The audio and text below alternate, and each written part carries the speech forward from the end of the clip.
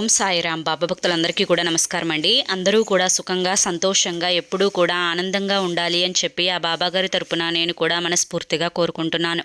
ఈరోజు బాబాగారు అందించే సందేశం ఏంటి అంటే కనుక ముసుగు దొంగ తల్లి ఈ కిలాడి స్త్రీతోటి చాలా జాగ్రత్తగా ఉండు. ముంచెయ్యాలి అని చెప్పి చూస్తుంది, అవమానించాలి అని చెప్పి చూస్తుంది, ఏడిపించాలి అని చెప్పి చూస్తుంది. పైకి ప్రేమ, లోపల మాత్రం విపరీతమైనటువంటి ద్వేషం. ఆవిడ పేరు ఇదే అని చెప్పి ఏదో తెలియని సందేశాన్ని మన ముందుకు తీసుకురాబోతున్నారు.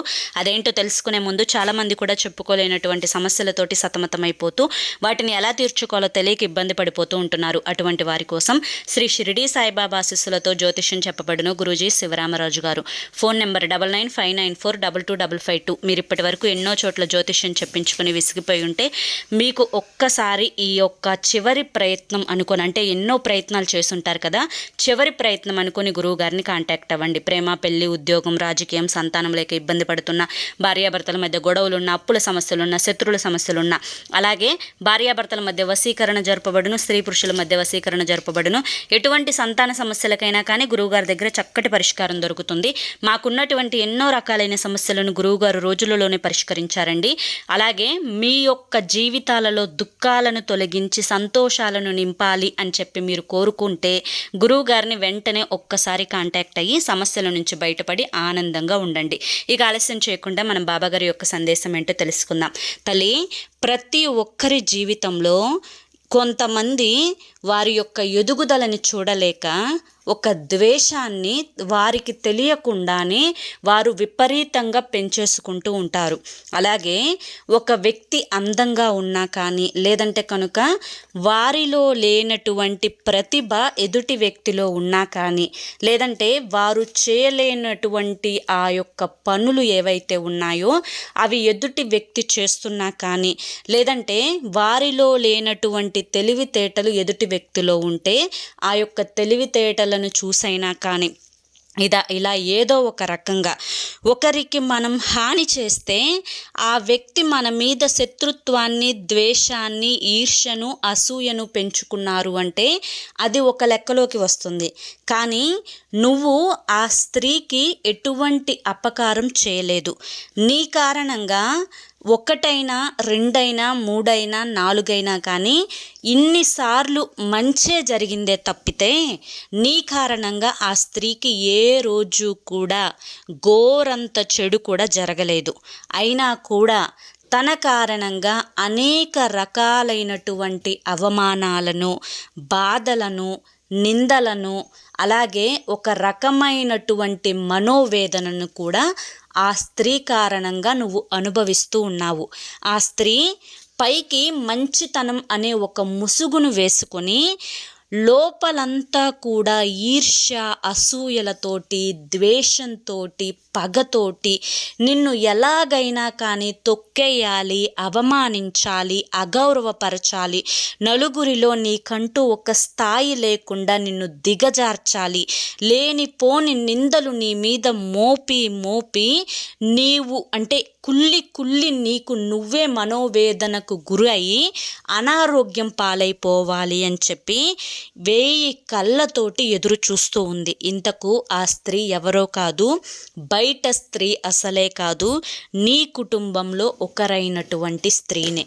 ఈ స్త్రీ ఎప్పుడూ కూడా పైకి మంచితనం అనే ముసుగు వేసుకొని నవ్వుతూ మాట్లాడుతూ, నవ్వుతూ పలకరిస్తూ, మీ మీద ఎంతో ప్రేమ ఉన్నట్లుగా, మీ కుటుంబం మీద ఎంతో శ్రద్ధ ఉన్నట్లుగా, మీకు ఎప్పుడూ కూడా మంచి చేయాలి అని చెప్పి చూస్తున్నట్లుగా, ఎక్కడా కూడా మీకు ఇంత లోటు జరగకుండా వారి యొక్క ప్రవర్తనలో మంచితనం అనే ఆ యొక్క ముసుగును వేసుకొని లోపల మాత్రం విషాన్ని కక్కుతూ ఉన్నారు.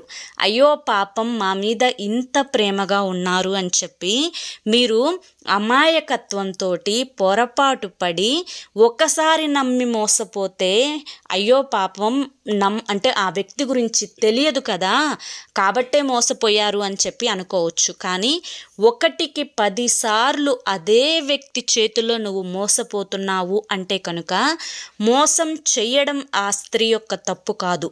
ఇన్ని ఇన్నిసార్లు మోసపోతుందా, నీ తప్పు అని చెప్పి నువ్వు తెలుసుకోవాలి అన్న ఉద్దేశంతోటే నేను ఈరోజు నీ ముందుకు ఈ వీడియో రూపంలో ఈ సందేశాన్ని తీసుకొని వచ్చాను.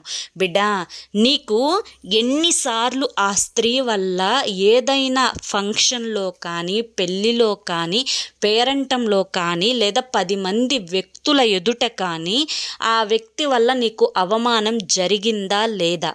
జరిగింది అంటే కనుక అవును బాబా జరిగింది అని చెప్పి నాకు కామెంట్లో చెప్పు.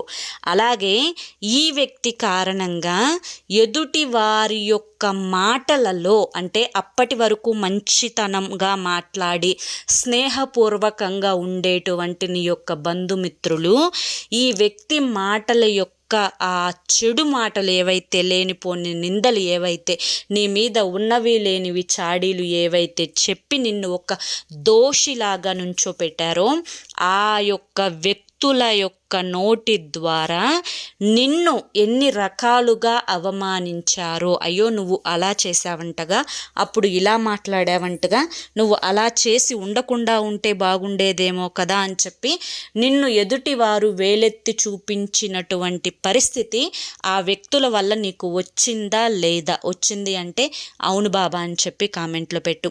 అలాగే వీరి కారణంగా నువ్వు వీరికి మంచితనం ఆ యొక్క ఇదిని అడ్డు పెట్టుకొని నువ్వు ఎన్నో రకాలైనటువంటి సహాయాలు చేశావా లేదా? ఎన్నో రకాలుగా వారి యొక్క అవసరాలను తీర్చావా లేదా? ఎన్నోసార్లు వారి యొక్క బరువు బాధ్యతలను మోసావా లేదా? ఎన్నోసార్లు అయ్యో మేము చేయకపోతే ఎలా అని చెప్పి చేశావా లేదా?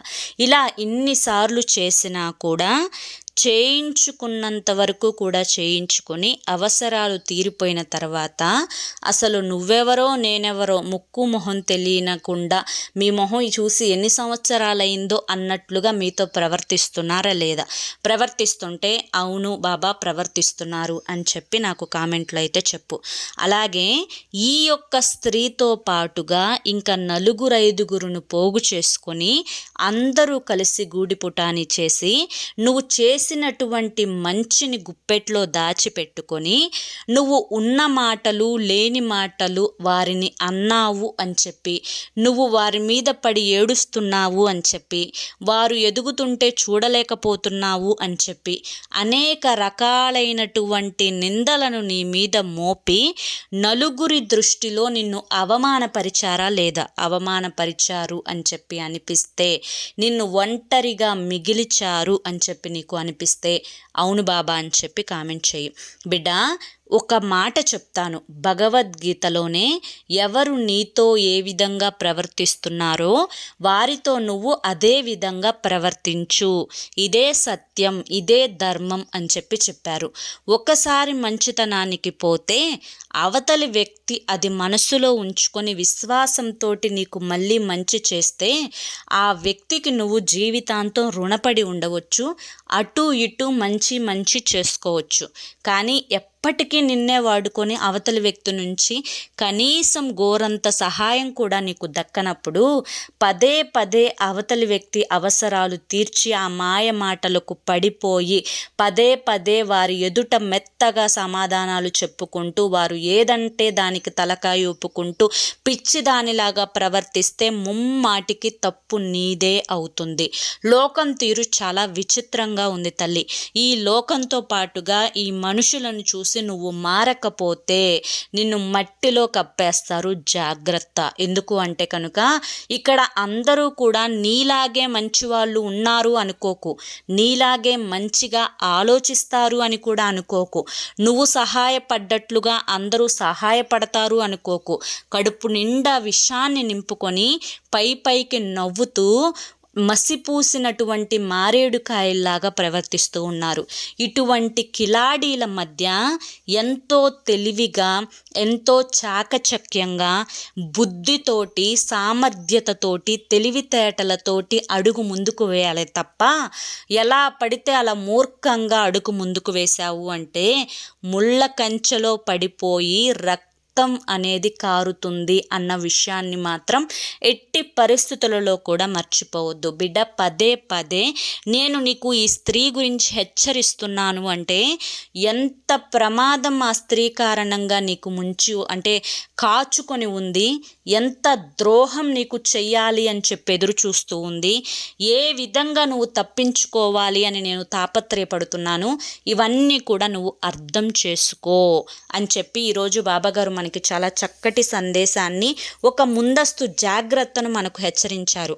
ఈ సందేశంలో ఉండే ఆంతర్యాన్ని మీరందరూ కూడా గ్రహించారు అనుకుంటున్నాను. అలాగే ఈ వీడియో మీ అందరికీ కూడా నచ్చింది అనుకుంటున్నాను. నచ్చింది అనిపిస్తే ఈ వీడియోకి ఒక లైక్ ఇవ్వండి, హైప్ ఇవ్వండి, కింద కామెంట్ సెక్షన్లో ఓం సాయిరామ్ అని చెప్పి టైప్ చేయండి. అలాగే మొదటిసారి ఛానల్లోకి వస్తే సబ్స్క్రైబ్ చేసుకుని సపోర్ట్ చేయండి. మరి రేపటి వీడియోలో మళ్ళీ కలుసుకుందాం. సర్వేజన సుఖినో భవంతు. జై సాయిరామ్.